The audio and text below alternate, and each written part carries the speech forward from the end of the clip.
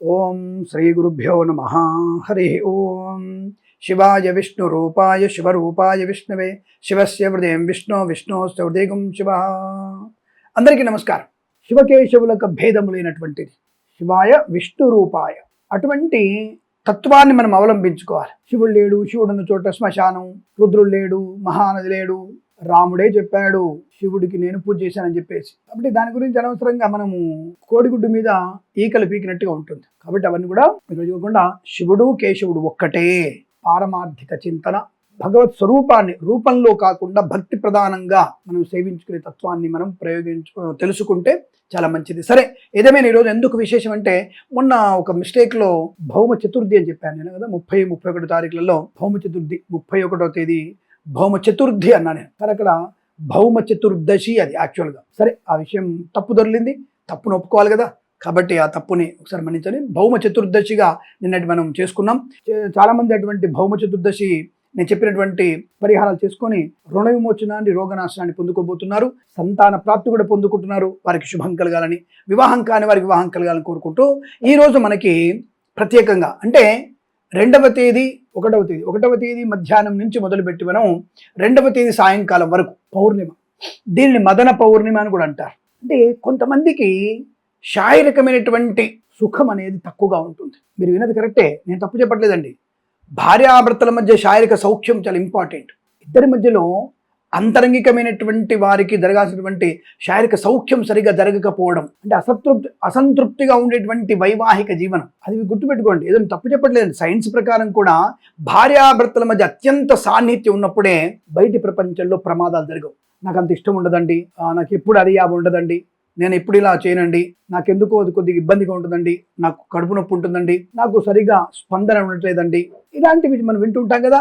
అలాంటి వాటికి అంటే కాముకమైనటువంటి లోపముల నుంచి బయటపడడానికి కూడా మనకి ఈరోజు ముఖ్యమైన పండగ. అంటే మదనుని పూజిత అవుతుందా అంటే, మదనము అంటే అనేక రకాల భార్యాభర్తల మధ్య ఏకాత్మ భావన కలిగించడానికి ఈరోజు మనం రతి మన్మధుని కూడా పూజించాలి. అలాగే ఈరోజు మనము శివపార్వతులను పూజించాలి. అలాగే ఈరోజు మనం లక్ష్మీనారాయణను పూజించాలి. దానివల్ల భార్యాభర్తల మధ్య అన్యోన్య దాంపత్య సుఖజీవనం పొందుకొని సత్సంతాన ప్రాప్తి పొందుకోవచ్చు. దాని నిమిత్తంగా ఈరోజు మనము ఒక 3 పనులు చేయాలి.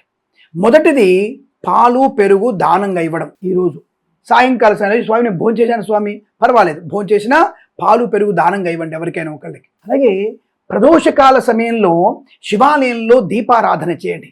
ఎవరి గురించి? రతి మన్మధుల ప్రీతి గురించి శివాలయంలో మీరు దీపారాధన చేయండి.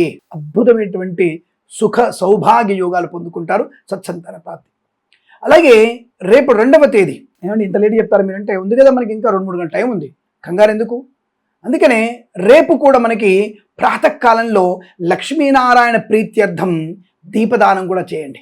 కొంతమంది పిల్లలకి అంటే కొంత దంపతులకి, వృద్ధ దంపతులు కానీ మంచి దంపతులకి బహుబీజ ఫలం, దానిమ్మ పండు కానీ, లేదా మనకి సీతాఫలం దొరికి సీతాఫలం కానివ్వండి, లేదా ఎక్కువ గింజల పండు అంటే గింజలు ఎక్కువగా ఉన్నటువంటి పూర్ణ ఫలాన్ని ఎవరికైనా, అది మనం బొప్పాస్కాయ కూడా ఇవ్వచ్చు. ఇవి మనము దానం ఇవ్వాలి. ఎప్పుడు?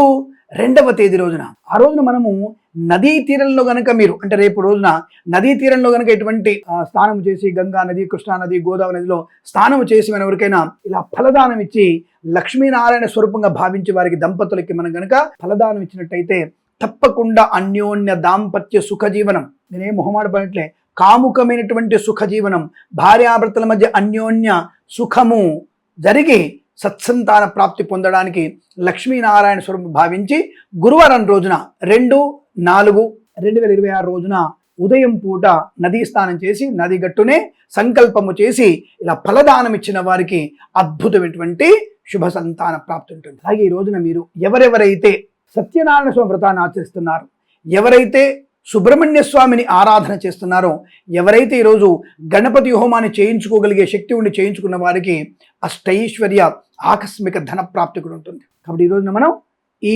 1వ తేదీ ఉదయం 9 నుంచి స్టార్ట్ అయింది మదన పౌర్ణిమ, రేపు మధ్యాహ్నం వరకు ఉంటుంది. కాబట్టి ఈ పౌర్ణమిని రేపటి వరకు మనం వినియోగించుకొని అద్భుతమైనటువంటి దాన ధర్మాదులు, నదీ స్నానం చేసిన వారికి ఇహపర సౌఖ్యం తప్పకుండా కలుగుతుంది.